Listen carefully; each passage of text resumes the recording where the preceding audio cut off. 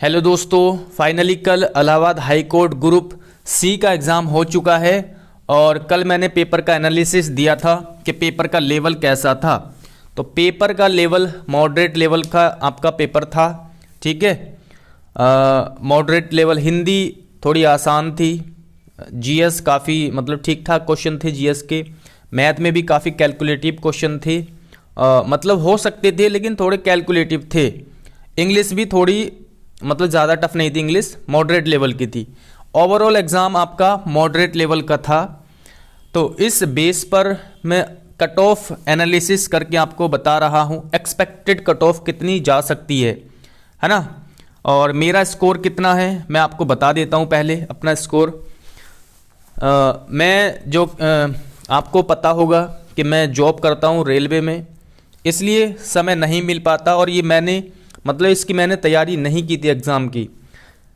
बस थोड़ी बहुत हिंदी के नोट्स थे वो पढ़ के मतलब पहले ही पढ़े थे। स्टेनो का जो पेपर हुआ था, इसका इलाहाबाद हाई कोर्ट का स्टेनो का पेपर हुआ था तभी पढ़े थे, उसके पहले 5-6 दिन हिंदी के नोट्स और मैथ वगैरह थोड़ी बहुत मतलब पहले से ही पढ़ी हुई है, पहले से जो था वही है। बाकी इंग्लिश मैंने एसएससी स्टेनो का पेपर दिया था, उसके लिए थोड़ी सी पढ़ी थी, उसके बाद भी मैंने इंग्लिश नहीं पढ़ी। या सीजीएल का पेपर दिया था तब तक थोड़ी बहुत पढ़ी थी, उसके बाद नहीं पढ़ी। और दूसरा सब्जेक्ट था आपका इसमें आपका जीएस हो गई, मैथ हो गई। हाँ जीके भी मैं जीके नहीं पढ़ी मैंने बिल्कुल भी, काफ़ी समय से जीके मैंने नहीं पढ़ी, है ना। चलिए तो अब देख लेते हैं। तो मतलब कहने का ये है कि मेरा उतना ज़्यादा स्कोर नहीं है, तो आप उससे ये डिसाइड मत कर लेना कि इनको मतलब मुझे मेरा स्कोर कम है और हमें कट ऑफ बता रहे हैं, इस तरीके से एनालिसिस कर रहे हैं, ये चीज़ आप वो मत सोचना, इसलिए मैं आपको बता रहा हूँ, ठीक है। तो मेरा जो है जीके में 13 क्वेश्चन सही है और हिंदी में 23 क्वेश्चन सही हैं और मैथ में मेरे 15 क्वेश्चन सही है और इंग्लिश में मेरे 19 क्वेश्चन सही हैं। तो ये मेरा स्कोर है इस एग्ज़ाम में, ओके। तो ये मेरा स्कोर है, यानी लगभग 3 और 3 6 5 11 और 9 20 का 0, 2 और 2 4 और 1 5 और 2 7, यानी इतने क्वेश्चन मेरे सही हैं। लगभग 68 से 70 क्वेश्चन सही हैं। अगर मैं यूट्यूब से मैंने मिलाया तो 1-2 क्वेश्चन ऊपर नीचे हो सकता है, ठीक है ना। तो मेरे इतने स्कोर है, सब्जेक्ट वाइज भी मैंने आपको बता दिया, ठीक है ना। तो ये मेरा स्कोर है। अब बात कर लेते हैं कट ऑफ की, एक्सपेक्टेड कट ऑफ कितनी जा सकती है। एक्सपेक्टेड कट ऑफ देखिए यार, हिंदी इस तरह से हिंदी के क्वेश्चन थे कि मतलब थोड़े लेंदी थे लेकिन आप उनको सॉल्व कर सकते थे बहुत आसानी से, ठीक है। इंग्लिश में भी ज़्यादा टफ क्वेश्चन नहीं थे। चलिए अब कट ऑफ देख लेते हैं।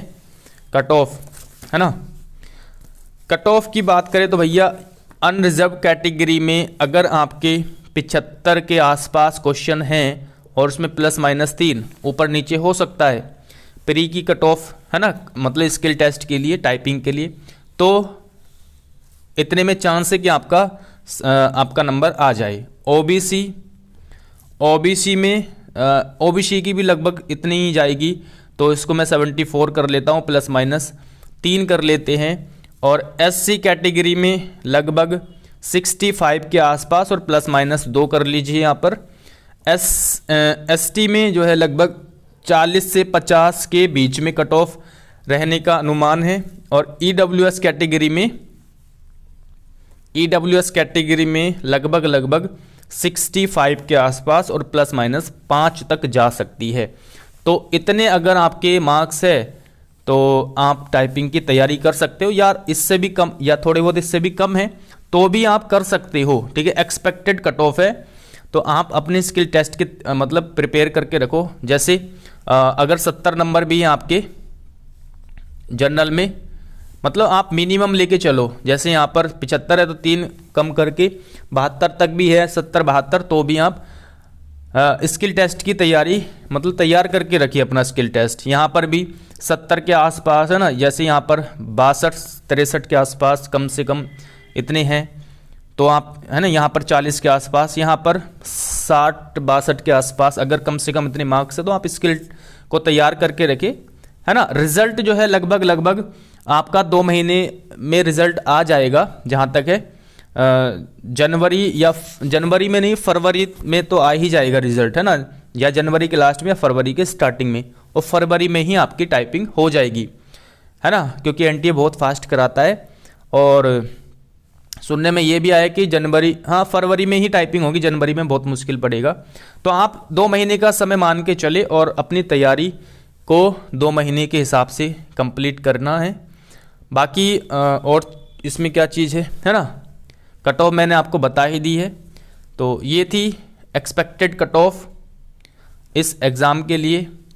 ओके, तो अगर आपके इतने मार्क्स हैं तो आप स्किल टेस्ट की तैयारी कर सकते हो। तो चलिए मिलते हैं नेक्स्ट वीडियो में। Thanks for watching this video.